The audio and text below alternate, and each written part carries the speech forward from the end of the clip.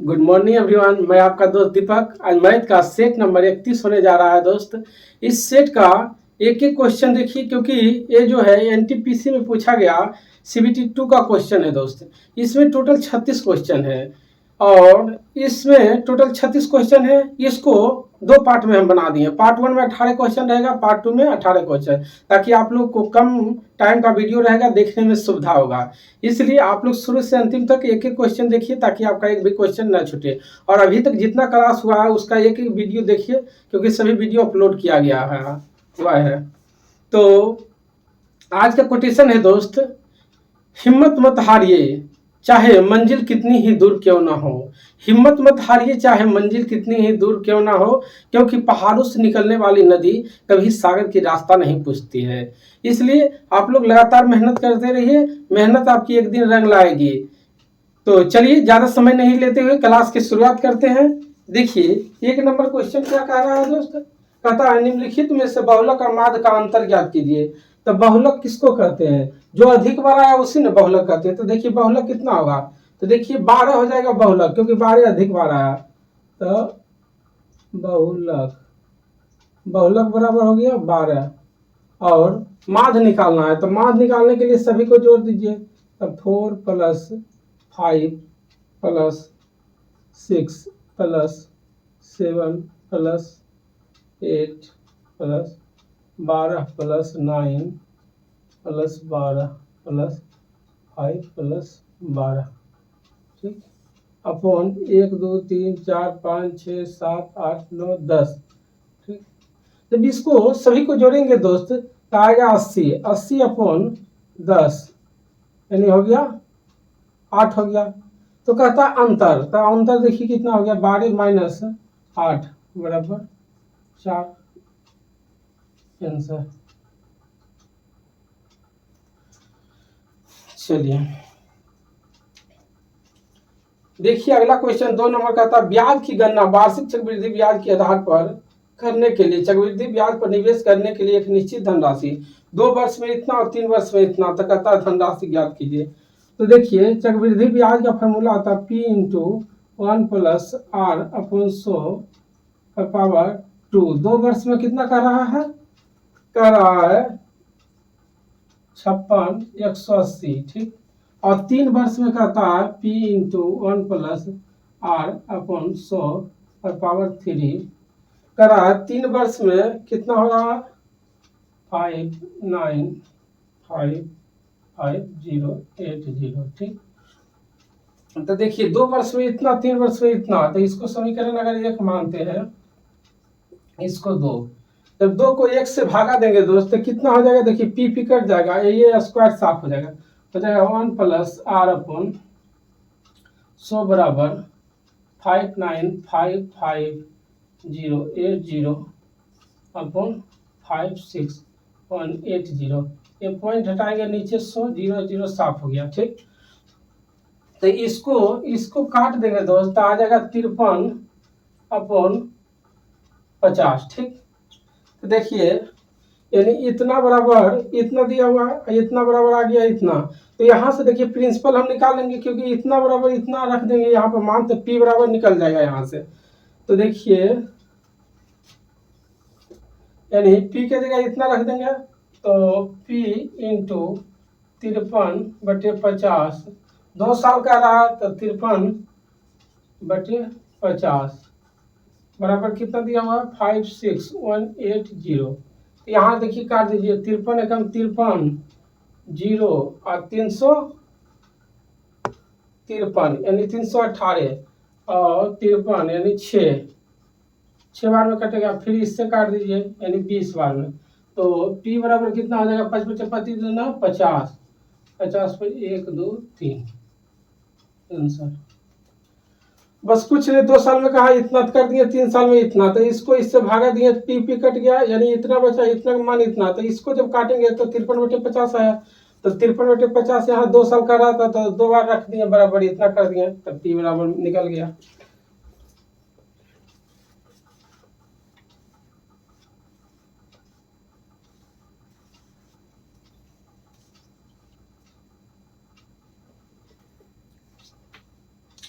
चलिए अब अगला क्वेश्चन देखिए 3 नंबर का था ए बी सी डी एक आयत है जिसमें ए बी 10 है बी सी 8 है और वो ए बी सी डी को 3 भुजा इतना को स्पर्श करती है वाले एक वृत्त केंद्र है तो कहता त्रिभुज ओ बी सी का क्षेत्रफल।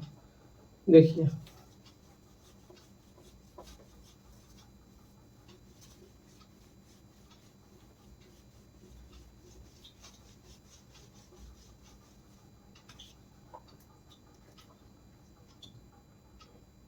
देखिए कहता है ए बी सी डी एक आयत है, आयत बना दीजिए।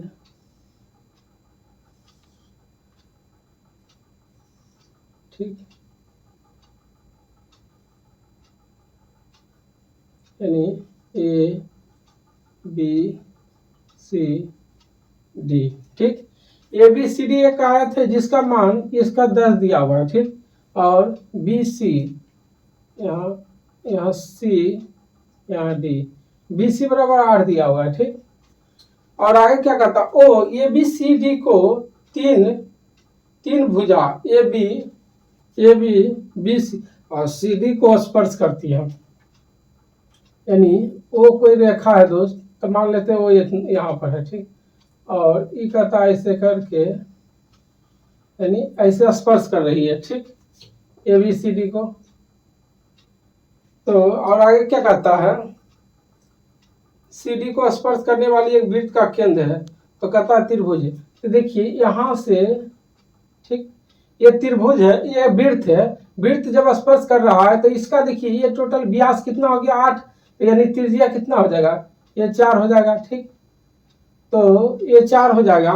तो आगे क्या कहता है त्रिभुज ओ बी सी का क्षेत्रफल, ये ओ है बी सी, तो यहाँ से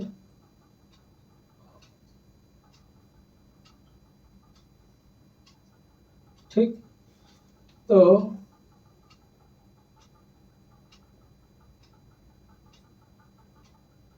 ये कितना हो गया ये 4। तो देखिए त्रिभुज ओ बी सी का क्षेत्रफल ये कितना होगा, तो ये 4 हो गया और ये 8 है तो 1/2 गुने आधार गुने ऊंचाई होता है तो 1/2 गुने बेस देखिए कितना है 8, ऊंचाई कितना है 4, तो 2 से 4 यानी 4 चौक 16। बस कुछ नहीं, जैसे बोला डायग्राम बना दिए और एक वृत्त का केंद्र था, ये टोटल व्यास 8 है तो ये त्रिज्या यानी 4 हो गया और इसका ऊंचाई 1/2 गुने आधार गुने ऊंचाई 4 था और आधार 8 था तो 16 आ गया। चलिए उसी पर 4 नंबर क्वेश्चन देखिए। 4 नंबर क्या है 12 - 6 भागा 2 + 4 बटे 3 का स्क्वायर गुने 3 - 7 + 6। ठीक, तो देखिए जब यहाँ 12 है 6 भागा 2 यानी यहाँ आ गया 3, तो 3 हो गया तो 12 4 16, 16 में 3 गया यानी 13 आ गया। ठीक, और यहाँ देखिए 3 तिया 9 9 तिया 27, 27 में 7 गया 20, 20 और 6 26। ठीक, तो यानी इसको काट देंगे तो 13 × 26 1/2। चलिए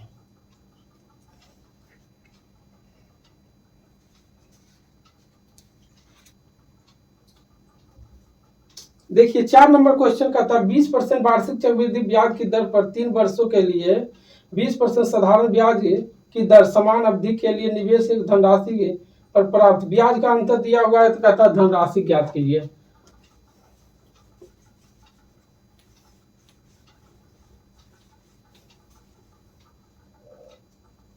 देखिए 5 नंबर। ठीक, यहाँ रेट बराबर कितना है दोस्त, तो 20%। ठीक, 20% मतलब क्या हो गया 1/5, क्योंकि 20/100 करेंगे तो कितना आ जाएगा 1/5 आ जाएगा। करिए देते हैं 20% बराबर 20/100, तो देखिए 1/5 आ गया। ठीक, और आगे क्या करता है टाइम टी बराबर कितना है 3 ईयर। ठीक, हमको प्रिंसिपल ज्ञात करना है और डिफरेंस यानी D - P D minus P यानी अंतर कितना दिया हुआ 448 यानी डिफरेंस, डिफरेंस यानी अंतर, यानी अंतर इतना दिया हुआ है। ठीक, तो ये जो है दोस्त इसका एक फार्मूला होता है 3 वर्ष के लिए, डी बटे पी बराबर 3x बटे 1/x3। ठीक, इसका एक फार्मूला होता है डी बटे पी बराबर 3x प्लस 1/x3, जहाँ x बराबर ये वाला हो जाता है नंबर, यानी जैसे 20% है तो 1/5, 5 के जगह x हो गया, अगर 25% है तो 1/4 यानी 4 के जगह x रख लेते हैं। तो देखिए डिफरेंस कितना दिया हुआ है 448 बटे पी बराबर, देखिए 5 रखेंगे तो 5 15 16 हो जाएगा, और 5 के क्यूब कितना हो जाएगा 125। तो देखिए इसको काटिए, 16 दूना 32 और 16 8 28 से। ठीक, तो P बराबर 28 4 से यानी 14 और 28 दूना 56, 56 और 14, 56 4 7 10 70 के 0 बाकी 7, 28 और 7 35। चलिए बस कुछ नहीं था, रेट दिया हुआ था, रेट का 20% 1/5 कर दिए, टाइम 3 वर्ष दिया हुआ, प्रिंसिपल निकालना है, डिफरेंस दिया हुआ है 400 इतना। तो इसका फॉर्मूला रखिएगा डी बटे पी बराबर 3x प्लस 1/x3। ऐसे बनाते तो प्रोसेस तो लंबा, बहुत लंबा जाता है, इसलिए इजी में सॉल्व करने के लिए। चलिए अगला क्वेश्चन देखिए 6 नंबर।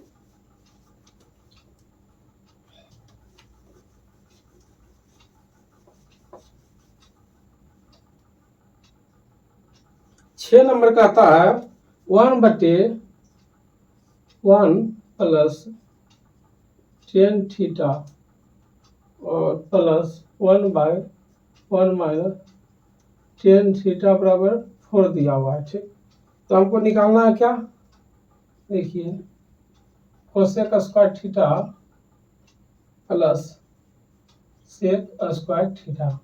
तो आप यहाँ से देखिए इसका एलसीएम लीजिएगा, क्या आ जाएगा 1 प्लस 10 थीटा और माइनस 10 थीटा। ठीक, तो इधर आ जाएगा तो 1 minus 10 theta plus 1 plus 10 theta, और यहाँ से हो जाएगा 1 plus 10 theta into 1 minus 10 theta. तो देखिए 10 से 10 साफ बराबर 4, यहाँ बचा 2 बचे, यानी ये plus B into A minus B, 1 minus 10 square theta हो जाएगा, 1 माइनस 10 स्क्वायर थीटा बराबर 4 दिया हुआ है। तो देखिए 2 से 2 बार में साफ हो गया, तो ये इधर चल जाएगा तो इधर आ जाएगा, तो यानी 1/2 बराबर 1 माइनस 10 स्क्वायर थीटा। ठीक, 10 स्क्वायर थीटा इधर माइनस है तो इस साइड आएगा प्लस में, तो 10 स्क्वायर थीटा बराबर 1 माइनस 1/2, यानी कितना लिख सकते हैं इसको, एक में से आधा गया तो 1/2 डायरेक्ट लिख सकते हैं, यानी 10 स्क्वायर थीटा बराबर इतना आ गया। तो इसको आप तोड़ दीजिए, देखिए कोसेक स्क्वायर थीटा बराबर क्या होता है, तो 1 plus cot square theta, sec square theta में 1 प्लस 10 स्क्वायर थीटा होता है। तो यहाँ पर मान पुट कर दीजिए 1 प्लस, अब देखिए 10 स्क्वायर थीटा बराबर इतना, तो कोट थीटा बराबर इसका अपोजिट हो जाता है, तो यानी 1/2 के 2 हो जाएगा और प्लस 1 प्लस और 10 स्क्वायर थीटा बराबर हाफ दिया हुआ है। ठीक, तो देखिए 2 1 3 1 4 और आधा 4.5 है, यानी 9/2 आंसर। बस कुछ नहीं किए, यहाँ से ऐसे कर दिए, और 10 स्क्वायर थीटा बराबर इतना, cosec square theta sec theta का मान निकालना था, तो cosec square theta 1 plus cot square theta sec square theta 1 plus 10। आप जानते हैं 10 जो होता है कोट अपोजिट होता है उल्टा, तो 10 स्क्वायर थीटा आधा, तो कोट का उल्टा हो जाएगा, आधा का 2 हो जाएगा। चलिए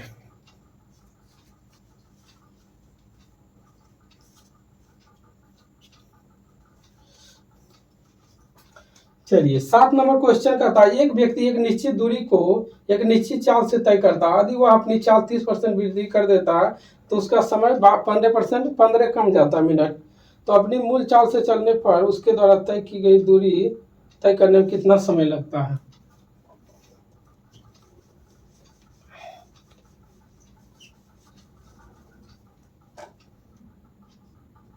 देखिए कह रहा है एक व्यक्ति किसी निश्चित दूरी को तय करने में एक निश्चित चाल से तय करने में वह अपनी चाल इतना वृद्धि कर देती, यानी पहले जो है इसका स्पीड 100 था, अब कहता है वृद्धि करके 30% यानी 130 हो गया। ठीक ठीक, यानी यानी ये जो है स्पीड है दोस्त। तो टाइम इसका क्या होता है, 100 से इतना हो गया मान लेते हैं, पहले 100 था अब हो गया 130। टाइम तो इसका अपोजिट होता है, तो ये क्रॉस हो जाएगा तो टाइम कितना हो जाएगा, यानी टाइम 13 10 हो गया। ठीक, अब क्या कहता है उससे उसी दूरी तय करने में 15 मिनट कम समय लगता है। देखिए यानी दोनों में अंतर कितना है, तो 3 बराबर दिया हुआ है 15। ठीक, तो क्या कह रहा है, तो वो अपनी मूल चाल से तय करने में कितना समय लगता है, तो देखिए मूल चाल 13 है, तो 5/3 गुने 13, 3 5 15, 13 5 65 मिनट, तो यानी 1 घंटा कितना हो गया, 5 मिनट। चलिए पहले देखिए 100 था तो 30% बढ़ाया 130। और जानकर कहते हैं टाइम जो होता है स्पीड का अपोजिट होता है, तो ये हो गया 13, ये हो गया 10। तो देखिए यहाँ 3 का अंतर है लेकिन 15 दिया हुआ, कहता मूल टाइम, तब 13 बराबर निकाल दिए।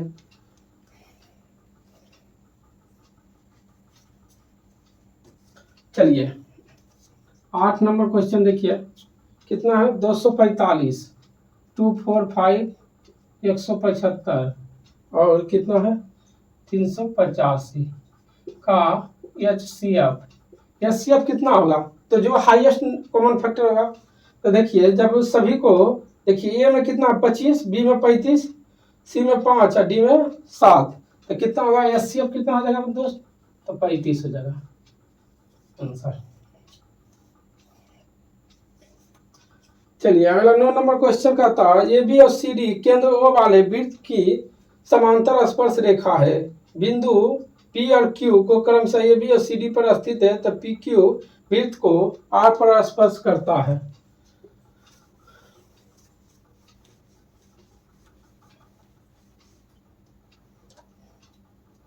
देखिए 9 नंबर का था ए बी सी डी केंद्र ओ वाले वृत्त की समांतर स्पर्श रेखा है, यानी कोई वृत्त है मान लेते हैं ओ। ठीक, और ए बी और सी डी वृत्त का केंद्र ओ वाले वृत्त की समांतर स्पर्श रेखा बिंदु पी और क्यू ए बी पर स्थित है। ठीक, और आगे क्या कहता है पी क्यू वृत्त को आर पर स्पर्श करती है, यानी ए आर हो गया, यहाँ ये हो गया पी, ये हो गया क्यू। ठीक, ये आर हो गया, स्पर्श करती है।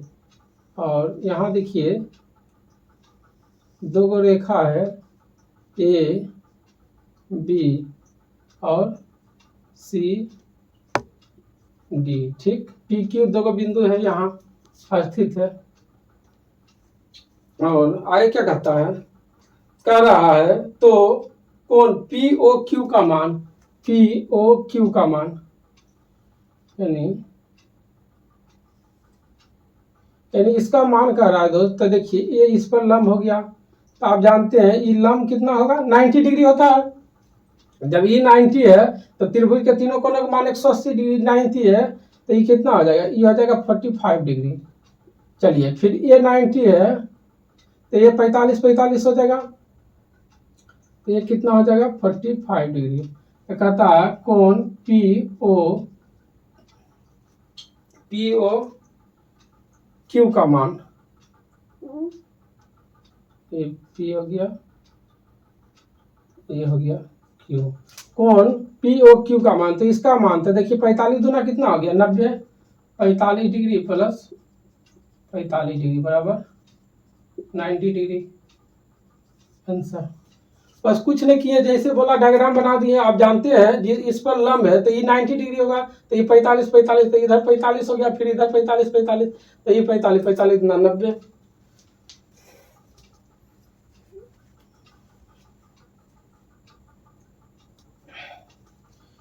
चलिए अगला देखिए 10 नंबर क्वेश्चन कहता है 30 संख्याओं का औसत इतना दिया हुआ है, ठीक। ये 10 नंबर कहता है 30 संख्याओं का औसत, यानी 30 संख्या का औसत कितना है 55, ठीक। और 15 संख्याओं का औसत इतना, 12 संख्याओं का औसत इतना, ठीक। तो कहता है शेष और 68 78 शेष 3 संख्याओं का औसत। तो देखिए इसको अगर घटा देते हैं 15 गुने 51 प्लस 12 गुने 56, ठीक। अगर इसको घटा देंगे दोस्त और लास्ट में क्या कहता है 2 संख्या, यानी 68 प्लस 74 कहता है शेष संख्या। तो देखिए ये टोटल 30 में से 15 12 27 घट गया, तो 3 और 2 5, यानी टोटल 5 संख्याओं का औसत निकाल लीजिए। तो कीजिए, देखिए पंक्तियाँ 15 5 बाकी पंक्तियाँ 15 16, यानी इतना माइनस, ये दोनों जोड़ दीजिए और इसको घटा दीजिए। तो देखिए अगर जोड़ते हैं तो 8 4 12 के 2 बाकी 1 और 7 14 माइनस, यानी 15 15 5 बाकी 1 15 75 1 76 प्लस 72 के 2 बाकी 7 7 7 7 अपन 5, ठीक। तो देखिए इसको जब जोड़ेंगे तो कितना हो जाएगा, हो जाएगा 2 9 7 1 माइनस, देखिए 5 2 7 7 6 13 3 बाकी 13 14 अपन 5। तो इसको घटा दीजिए तो कितना हो जाएगा 5 और ये 8 8 में से 3 गया 5 और यहाँ 3/5 71 आ गया। बस कुछ नहीं किए, 30 गुने इतना कर दिए, टोटल 30 था और इतना इतना दोनों घटा दिए, टोटल से 3 को इधर कर रहा था और 2 को 3 2 5 को था, तो 5 से भागा दे दिए।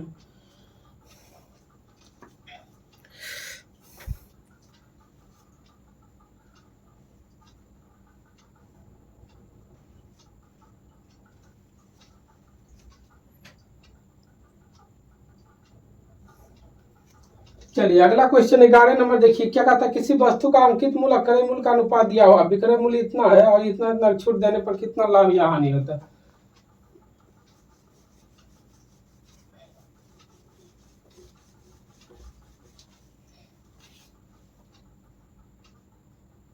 ठीक, यानी अंकित मूल्य और सीपी का अनुपात कितना है 5:3, ठीक।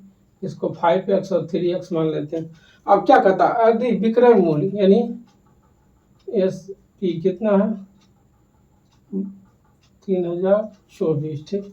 तो कहता है 2 छूट देने के बाद कितना लाभ। तो देखिए MP पर लाभ होता है तो 5x है, तो कितना कितना छूट दे रहा है, एक है 16% और एक है 20%। तो देखिए 16% चल गया तो 84/100 हो जाएगा और 20 गया तो 80/100। देखिए अंकित मूल्य पर इतना छूट दे रहा है तब ना उतना में बेचेगा और बिक रहा है, देखिए कितना, तो 3024।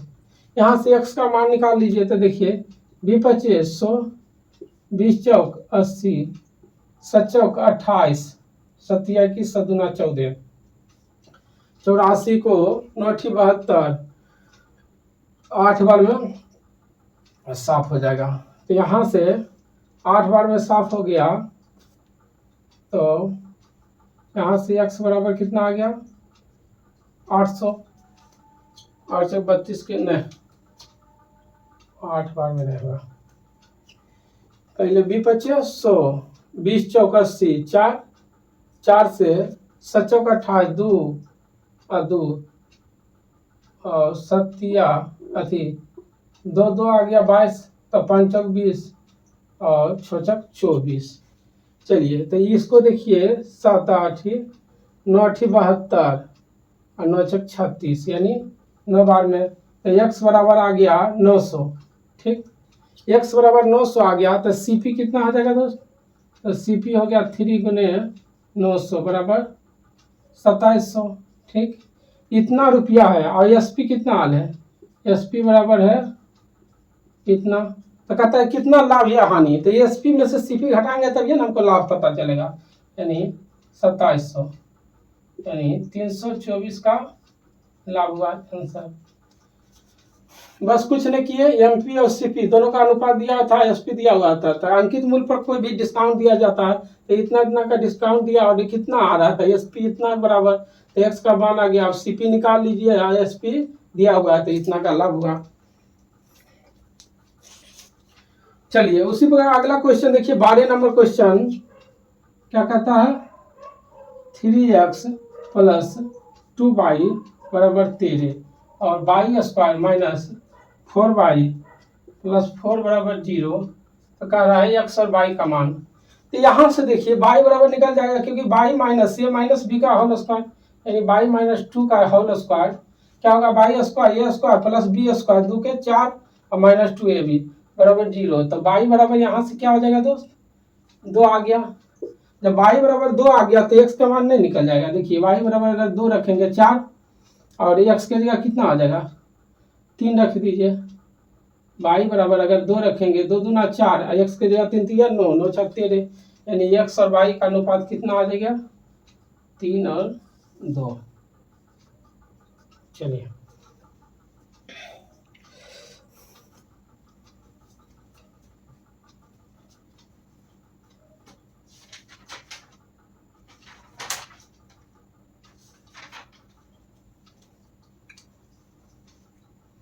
चलिए 13 नंबर क्वेश्चन देखिए,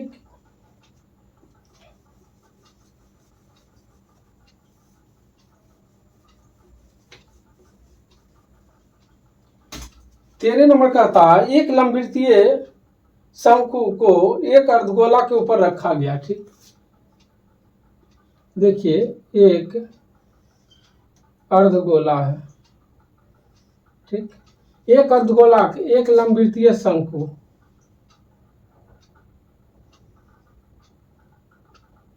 इसका त्रिज्या ये हो जाएगा। चलिए अब क्या कहता है, एक लंबवृत्तीय शंकु को एक अर्धगोला के ऊपर रखा गया, अगर शंकु के आधार की त्रिज्या अर्धगोले के आधार की त्रिज्या के बराबर, यानी शंकु के आधार की त्रिज्या और अर्धगोले के आधार की त्रिज्या बराबर हो रहा है। देखिए यहाँ से ये हो गया। अब क्या कहता है, देखिए कह रहा है अर्धगोला का व्यास 12 है, यानी टोटल 12 है दोस्त, तो त्रिज्या कितना हो गया, 6 हो जाएगा त्रिज्या, यानी आर बराबर 6 आ जाएगा, क्योंकि डी बराबर 12 दिया हुआ है। चलिए और क्या कहता है, शंकु का ऊंचाई, यानी ये ऊंचाई जो है यहाँ से यहाँ तक ये 8 है। ठीक, तो देखिए अगर लंब यानी ये 8 है, ये 6 है, तो ये कितना हो जाएगा, 3 4 5 बनता है ट्रिपलेट, तो ये हो जाएगा 10। चलिए क्योंकि कर्ण बराबर होता है लंब स्क्वायर प्लस आधार स्क्वायर, 64 36 यानी 100, यानी 10 आ गया। अब आगे क्या करता है, यदि पाई सेंटीमीटर स्क्वायर को पेंट करने की लागत 25 रुपये है, तो संयुक्त वस्तु को पेंट करने की लागत ज्ञात कीजिए। तो इसका कुल पृष्ठीय क्षेत्रफल निकाल लीजिए, ठोस का कुल पृष्ठीय क्षेत्रफल, जब इसका कुल पृष्ठीय क्षेत्रफल निकालिएगा तो इसका क्या हो जाएगा, पाई आर एल, शंकु का आ गया पाई आर एल, और इसका अर्धगोला के 2 पाई आर स्क्वायर।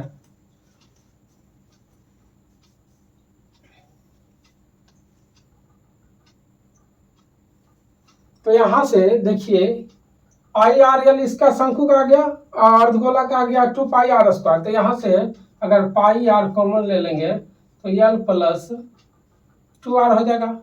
ठीक, यहाँ से पाई आर कॉमन, तो देखिए पाई रहने दीजिए, आर बराबर कितना है 6, और एल की जगह कितना आ गया 10 प्लस 2 इंटू आर की जगह 6, तो देखिए पाई इंटू 6 और 6 दूना 12 10 22, तो पाई गुने 22 32 है। और क्वेश्चन में कहता है, कह रहा है पाई सेंटीमीटर को पेंट करने की लागत 25 है, तो इसको पाई की जगह 25 गुने 132, तो 25 दूना 50 के शून्य बाकी 5, 25 75 5 और 6 शून्य बाकी 8, और 25 8 25 35 3 33। चलिए बस कुछ नहीं किए, बोल दिया था अर्धगोला के ऊपर शंकु रख दिए, इसका व्यास 12 था तो 6 हो गया त्रिज्या, ऊंचाई 8 दिया हुआ तो 6 8 है तो यल का मान 10 आ गया, तो इसका कुल पृष्ठीय क्षेत्रफल निकाल दिया। तो देखिए शंकु का होता है पाई आर एल और अर्धगोला का होता है 2 पाई आर स्क्वायर, तो यहाँ से पाई आर कॉमन लेके मान पुट कर दिए।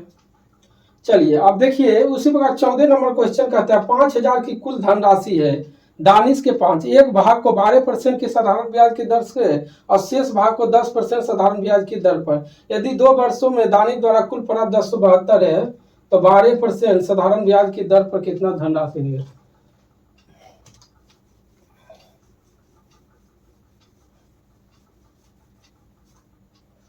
तो देखिए ये तो एलिगेशन पर बनेगा, यानी 1 2, एक कहता है 12% के दर से, एक कह रहा है 10% की दर से, ठीक। तो एक 12% के दर से तो ऊपर में लिख दीजिए 12%, यहाँ रख दीजिए 10%, ठीक। और प्रिंसिपल कितना दिया हुआ है तो 5000 और टाइम है 2, ठीक। तो एस आई बराबर क्या हो जाएगा पी आर, तब पी कितना हो गया 5000 और 12% और टी 2/0। तो देखिए 12 पचे 12 24 पचे 20 से, यानी ये आ गया 1200। फिर उसी प्रकार 10% के दर से निकालेंगे तो देखिए 5000 गुने 10 गुने 2/100, तो देखिए 50 दूना 100 और 100 यानी 1000 हो गया। चलिए और लास्ट में कहता है यदि 2 वर्षों द्वारा कुल 1072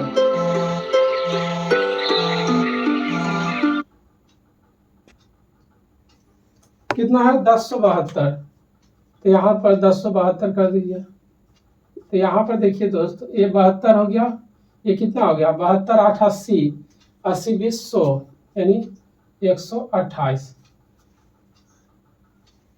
तो इसको काट दीजिए 36 दूना 72 और यहाँ 64, यहाँ हो गया 18 32 9 16। तो क्या कहता है, कहता 12% की साधारण ब्याज की दर से धनराशि, तो देखिए 12% के कितना आ गया 1200, 12% की दर से कर रहा निकालने, इसका आया 9 और इसका 16। देखिए 5000 गुने 9/16 9 25, 25 दूना 50 यानी 200, 9 दूना 1800 आंसर। चलिए बस कुछ नहीं, इसका 9 आया, इसका 16 कहता 12% की दर से निकालना है, तो प्रिंसिपल तो इतना दिया हुआ है तो 9 और टोटल कितना हो गया 25 यानी 1800।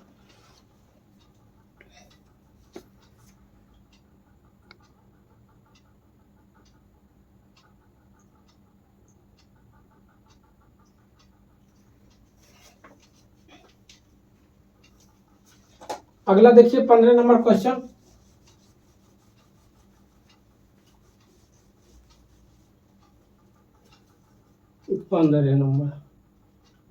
क्या कह रहा है 1 - 4 भागा 5 - 1 गुने 3 + 2 गुने 8 अपॉन 3 का स्क्वायर 8 - 4 गुने 2।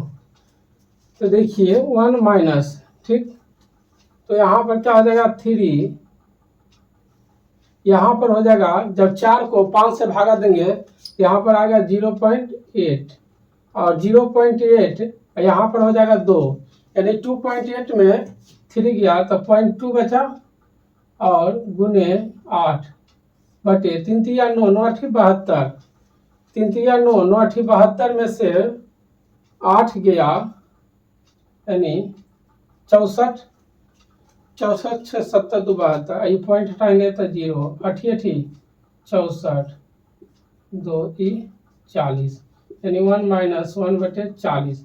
जब एलसीएम 40 होगा तो 40 में से 1 गया 39। चलिए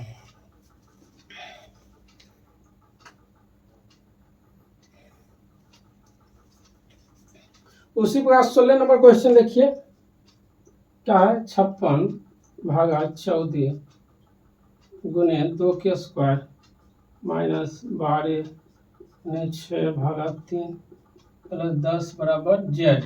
तो कहता है जेड का मान ज्ञात कीजिए। तो इसको देखिए भागा दीजिएगा तो 4 आ जाएगा और इसको दीजिएगा तो 2।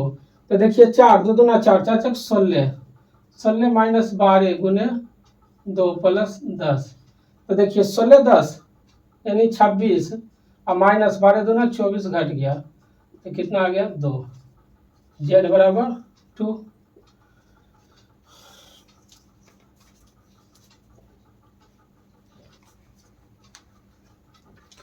चलिए उसी प्रकार आप 17 नंबर क्वेश्चन देख लीजिए।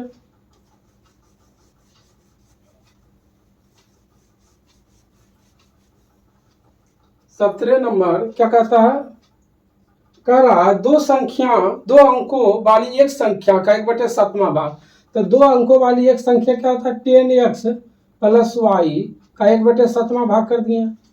अब आगे क्या कहता है, उसी संख्या का आधा भाग यानी 10x प्लस वाई उसी संख्या के आधा भाग से 15 कम है, यानी कितना कम है तो 15। आगे क्या कहता है, तो उस संख्या के अंकों का योग। यहाँ से देखिए इसका एलसीएम कितना आ गया 14 आ जाएगा। ठीक, तो यहाँ से देखिए 7 दूना 14 यानी 2 यानी 2 into 10x plus Y minus यहाँ से 7 हो जाएगा 7 दूना 14 तो 10x प्लस वाई बराबर कितना -15। तो देखिए 2 में से 5 7 चल गया तो -5 इंटू 10x प्लस वाई बराबर कितना -15 गुने 14 हो जाएगा। या नीचे वाला इधर गुना तो माइनस से माइनस 7 पंतिया 15 यानी 10x प्लस वाई बराबर कितना आ गया 42। एक्स की जगह देखिए क्या रखिए तो 4 रख दीजिए तो 10 चौक 40 22 दिया 2 तो कहता है योग तो 4 प्लस 2 बराबर कितना हो गया 6। बस कुछ नहीं किए, 2 अंकों की वाली संख्या तो 10x प्लस वाई होता है, इसका कहा 7वां भाग है, इसका दूसरा भाग आधा से 15 कम है, घटा दीजिए। तो इधर देखिए एलसीएम 14 आया 7 दूना 14 तो 2 ये होगा या 7 भाग हुआ तो 2 में 7 गया यानी 5 भाग तो -5 बराबर इधर -15 था तो माइनस माइनस 7 पंतिया 15 यानी 10x प्लस वाई बराबर 42। तो एक्स के जगह 4 वाई की जगह 2 रखें और उसका योग बोला तो 4 2 6 हो गया। चलिए अब 18 नंबर क्वेश्चन देखिए।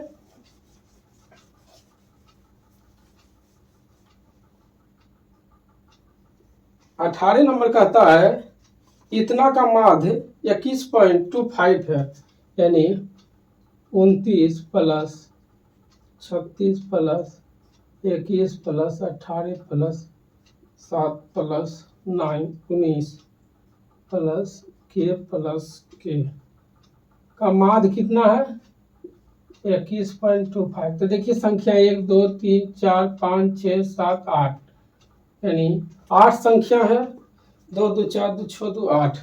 यहाँ से निकाल लीजिए देखिए 9 7 16 16 4 20 4 24 24 1 25 25 6 31 31 9 40 के शून्य बाकी 4 4 1 5 5 1 6 6 2 8 8 2 10 10 3 13 130। यहाँ के यानी 2 के बराबर जब 21 से इसमें गुना करेंगे तो 25 8 200 यानी 8 25 40 के शून्य बाकी 4 और 8 2 16 4 20 के शून्य बाकी 2 और 8 2 10 के शून्य बाकी 1 8 9 16 17। ठीक, तो 2 के बराबर कितना आ जाएगा जब 170 में से 130 गया तो 40 यानी के बराबर कितना हो गया के बराबर हो गया 20। जब के बराबर 20 हो गया तो क्या कहता है के का मान निकल गया और कहता है देखिए 29 का रहा 29 22 15 15 22 18 21 पीपी का बहुलक यानी 29 है। तो देखिए जो अधिक बार आता है वही तो बहुलक होता है। तो पी बराबर क्या हो जाएगा 29 को दिया होगा तो पी की जगह 29 होगा क्योंकि 3 को 29 है तो बहुलक 29 आया। तो पी बराबर यानी 29 आ गया बहुलक। तो क्या कर रहा है कहता पी माइनस के। तो देखिए पी माइनस के बराबर क्या हो जाएगा 29 माइनस 20 बराबर 9 आंसर। लास्ट में बहुलक दिया हुआ था 29 अब पी 2 गो है तो 29 एक ऑप्शन में है तो यानी 3 को पी आया 3 को 29 आया होगा तभी ना बहुलक 29 दिया हुआ। तब पी जगह 29 हो गया और के का मान तो 20 है तो अंतर कर रहा था तो 9।